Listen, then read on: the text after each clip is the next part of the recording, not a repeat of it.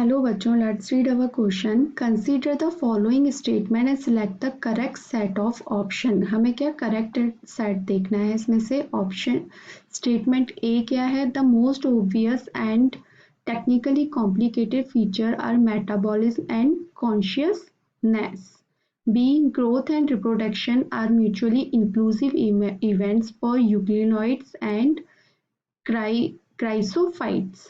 See, generally families and orders are identified on the basis of aggregate of vegetative characters only.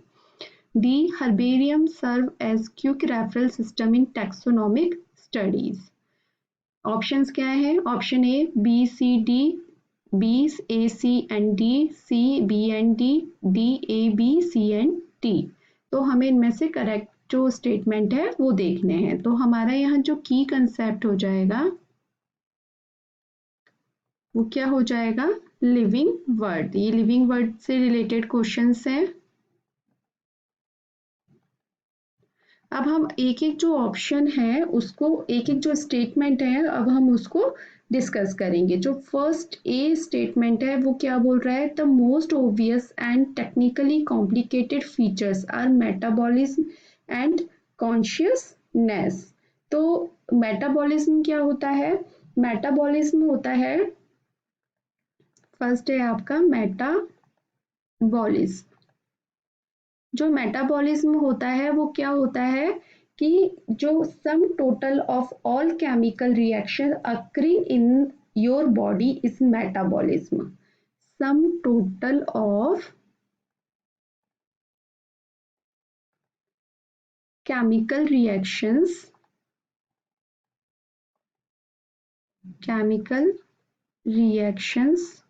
जो भी chemical reactions body में हो रही हैं उनका सम जो होता है वो होता है मेटाबॉलिज्म। और सारी जो भी यूनिसेल्युलर और लिविंग, पूरे जो भी यूनिसेल्युलर हो या मल्टी सेल्युलर हो, दोनों में ही मेटाबॉलिज्म प्रेजेंट होता है। तो क्या बोलेंगे? ऑल लिविंग ऑर्गेनिजम्स में प्रेजेंट होता है क्या? मेटाबॉलिज्म। ठीक है। अब हमारा बी, इसमें क्या बोल रहा है? सेकंड है कॉन्शियसनेस। तो बी जो सॉरी ए में ही जो है वो क्या है?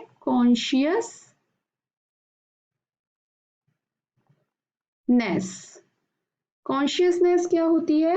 Ability to sense the surrounding environment and respond to these environmental stimuli is called consciousness. Ability to sense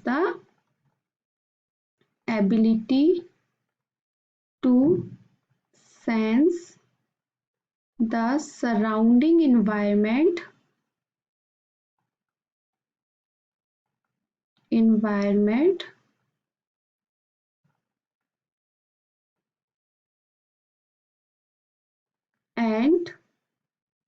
respond, और उसके लिए रिस्पॉन्ड करना, और उस जो एक्सटर्नल या जो इन्वायरमेंट स्टिमुली हो रही है उसके अगेंस्ट रिस्पॉन्स करना, उसको बोलते हैं कॉन्शियसनेस। तो ये जो कॉन्शियसनेस होती है ये भी प्रेजेंट होती है इन ऑल लिविंग ऑर्गेनिजम्स।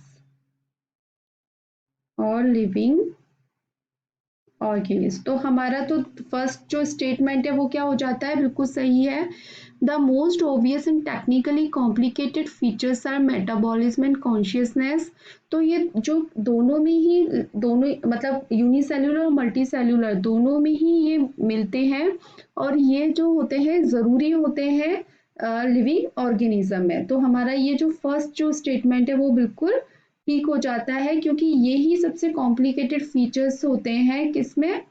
आपके लिविंग ऑर्गेनिज्म में।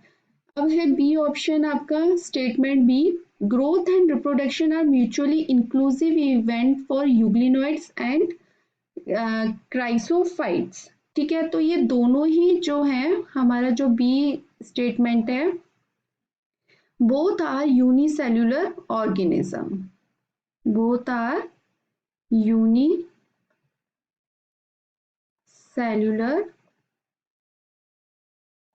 organisms और यूनिसेलुलर ऑर्गेनिज्म में जो रिप्रोडक्शन है और जो ग्रोथ है वो mutually inclusive as both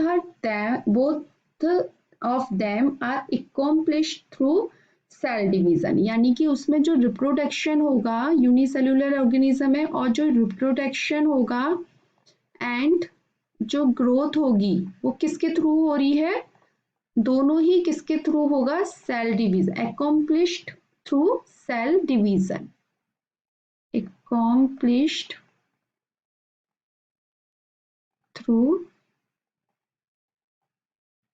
cell division। तो हमारा जो ये स्टेटमेंट है सेकंड वाला वो भी बिल्कुल करेक्ट हो जाता है। Now come on the C statement, generally families and orders are identified on the basis of aggregates of vegetative characters only। तो ये हमारा गलत हो जाएगा, क्योंकि जो होता है जब हम क्लासिफिकेशन की बात करते हैं, यानी कि हम नीचे से जाते हैं तो सबसे पहले स्पीशीज आती है, उसके बाद क्या आता है, सबसे पहले क्या आती है, स्पीशीज आएगी, नीचे से ऊपर जा रहे हैं हम, उसके बाद जीनस आता है, उसके बाद आती है आपकी फैमिली, देन ऑर्डर, क्लास, इस तरह से क्लासिफिकेशन होता है। यानी कि हम जो सबसे पहले हम स्पीशीज, सबसे ज़्यादा फ्रिक्वेंट जो करेक्टर्स होंगे, सिमिलर जो करेक्टर होंगे वो स्पीशीज में होंगे, ठीक है, मोस्ट सिमिलर करेक्टर होंगे, मोस्ट सिमिलर करेक्टर होंगे। उसके बाद जो सिमिलरिटी होती है वो क्या होती जाती है, कम होती जाती है, लेस होती जाती है, ठीक है। तो फैमिली में और ऑर्डर की हम यहाँ पर हमारे जो स्टेटमेंट में फैमिली और ऑर्डर की बात करी है, ठीक है, फैमिलीज एंड ऑर्डर्स। तो जो फैमिलीज और ऑर्डर की बात की है तो लेस कैरेक्टरिस्टिक्स किस में होंगे, ऑर्डर में होंगे, और फैमिली में थोड़े मैच कैरेक्टरिस्टिक, मतलब सिमिलर जो कैरेक्टरिस्टिक होंगे मोर वो फैमिली में होंगे। लेकिन जो स्टेटमेंट में बोल रहा है कि ये सिर्फ वेजिटेटिव, केवल बेसिस किसका होता है, एग्रीगेट्स ऑफ वेजिटेटिव कैरेक्टर्स, तो ऐसा नहीं होता है। जो करेक्टराइज किया जाता है on the basis of,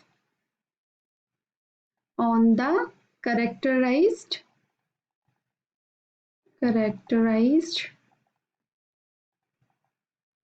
on the basis of both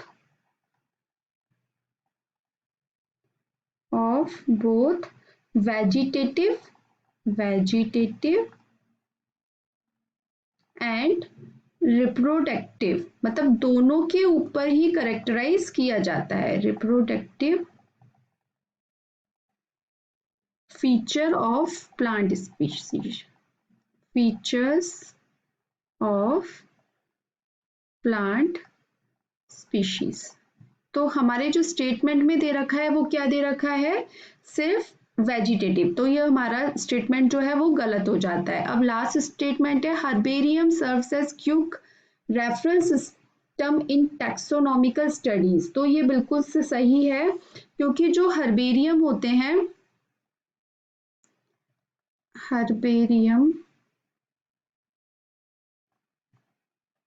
हर्बेरियम्स क्या होते हैं, herbarium have a collections of plant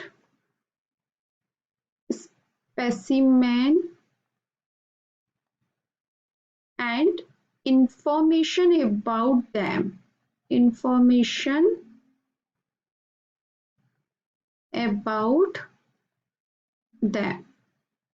तो collection of, preserved plant species and information about them. तो इससे क्या होगा, आपको जो टैक्सोनॉमिकल जो स्टडी करनी है वो इजीली हर्बेरियम से हो जाएगी। तो हमारा जो डी स्टेटमेंट है वो भी सही है, herbarium serve as quick reference system in taxonomical studies. तो हमारे ऑप्शंस देख लेते हैं। तो हमारा जो आंसर बनेगा वो ए बी डी जो करेक्ट है वो बनेगा। तो हमारा फर्स्ट ऑप्शन में क्या बोल रहा है, बी सी डी, तो ये नहीं होगा। B option A B and D, ये बिल्कुल सही है, बी एंड डी नहीं होगा, ए बी सी डी नहीं होगा। तो हमारा जो आंसर बनेगा वो बनेगा option B A, B and D. I hope आपको ये आंसर समझ में आया होगा। Thank you so much, all the best.